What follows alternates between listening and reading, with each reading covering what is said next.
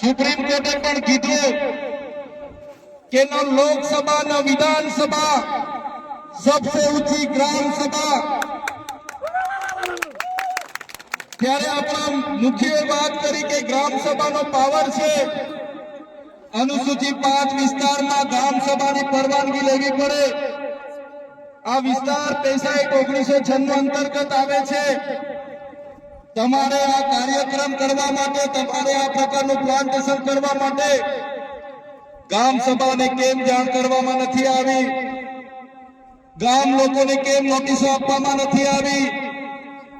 ગામ સભાની મંજૂરી કેમ લેવામાં નથી આવી એવા સવાલો કરતા વનકર્મીઓએ પોલીસ અધિકારીઓએ ઉશ્કેરાઈ જઈને આપણા 10 થી 15 આગેવાનોને પકડીને બળજબરીપૂર્વક અહીંથી પોલીસ સ્ટેશને લઈ જવા માટેના પ્રયાસો કર્યા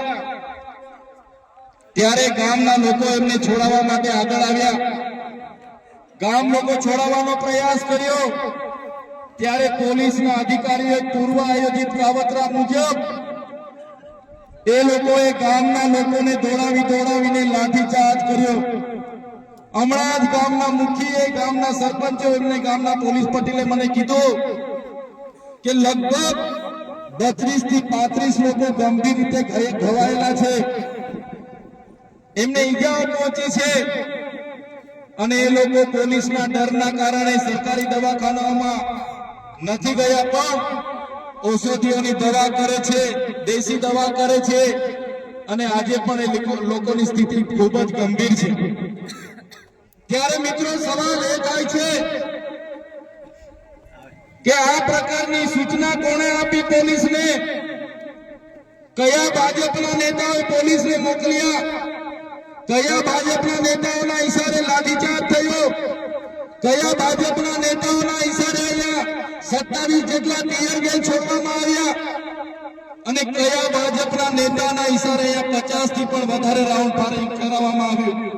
આ ફાયરિંગમાં નાસભાગ કરતા ઘણી માતાઓ ઘણા બહેનો ઘણા વડીલો ઈજા પામેલા છે ત્યારે સાથીઓ આપણો આદિવાસી સમાજ સંવિધાન અને સંવાદમાં માનનારો છે આપણા લોકોએ સંવિધાનની વાત કરી સમાજની વાત કરી અને વન અધિકારીઓ અને પોલીસ અધિકારીઓએ એમનો સત્તાનો ઉપયોગ કર્યો ભાજપના નેતાઓના ઈશારે આપણા લોકોને ડરાવવાનો ધમકાવવાનો ઉપયોગ કર્યો આપણા લોકો પર લાઠીચાર્જ કર્યો ત્યારે આ ભાજપની સરકારને એમના એસપી ને એમના ડીવાયએસપી ને એમના ડીસીએફ ને આ ચૈતર વૈસાવા કહેવા માંગે છે અમે આદિવાસી લોકો સંવિધાનમાં માનનારા છે અમે આદિવાસી લોકો સમાજમાં માનનારા છે અમારા આદિવાસી લોકોને તમે છંછેડ છો અમે સંવિધાનને હવે સમાજ સાઈડ પર મૂકીશું એ દિવસે અહીંયા હાર પારની લડાઈ થવાની છે આદિવાસી સમાજનો ઇતિહાસ તમે જોઈ લેજો આઝાદીની લડાઈમાં અમારા ગુરુ ગોવિંદજી લડ્યા છે ભગવાન બિરસા મુંડા લડ્યા છે ટાટિયા નાયક લડ્યા છે ખાદ્યા નાયક લડ્યા છે જલકારી બાય લડી છે મહારાણા પ્રતાપનો ઇતિહાસ જોજો અમારા પૂંજા ભીલ લડ્યા છે ત્યારે આ સરકારોને અમે કહેવા માંગીએ છીએ દેશની આઝાદીમાં પણ રૂપસિંહ નાયક જેવા લોકોએ અમારા સ્વતંત્ર રાજ્યની સ્થાપના કરી હતી દેશના વિકાસમાં પણ અમારા આદિવાસી સમાજે પરસેવો આપ્યો છે લોહી આપ્યું છે દેશના વિકાસમાં જ્યાં ડેમોની જરૂર પડી અમારા લોકો વિસ્થાપિત થયા છે કોરિડોરની જરૂર પડી અમારા લોકો વિસ્થાપિત થયા છે નવા નેશનલ હાઈવે બનાવવા અમારા લોકો વિસ્થાપિત થયા છે એરપોર્ટ બનાવવા માટે અમારા લોકોએ જમીનો આપી છે જળ જંગલ અને જમીનો પર રહેનારો અમારો મૂળ માલિક આજે પોતાના સમાજ સાથે આજે ગામથી પોતાની સંસ્કૃતિથી પોતાની પ્રકૃતિથી છીનબીન થઈ ગયો છે આટલું બધું કર્યા પછી પણ અમારા લોકોને તમે રંજાડવાની વાત કરશો તે દિવસે અમે તીરકાંઠા નથી ચલાવ્યા 13 તારીખે અમે ભાલાપાલિયા નથી ચલાવ્યા પણ અમારી માતા બહેનોને હેરાન કરવામાં આવશે આવનારા દિવસોમાં તીરકાંઠા પણ ચાલશે ને ભાલા અમે વિકાસના સાથે અમારે કોઈ નિસ્બત નથી વિકાસનો અમારે કોઈ વિરોધ નથી પણ આદિવાસીઓના ભોગે વિકાસની તમે વાત કરો છો એને હમણાં અમે સંમત નથી એક બાજુ આઝાદીના 78 વર્ષ થઈ ગયા અમારા લોકો આજે આઝાદીના 78 વર્ષ પછી પણ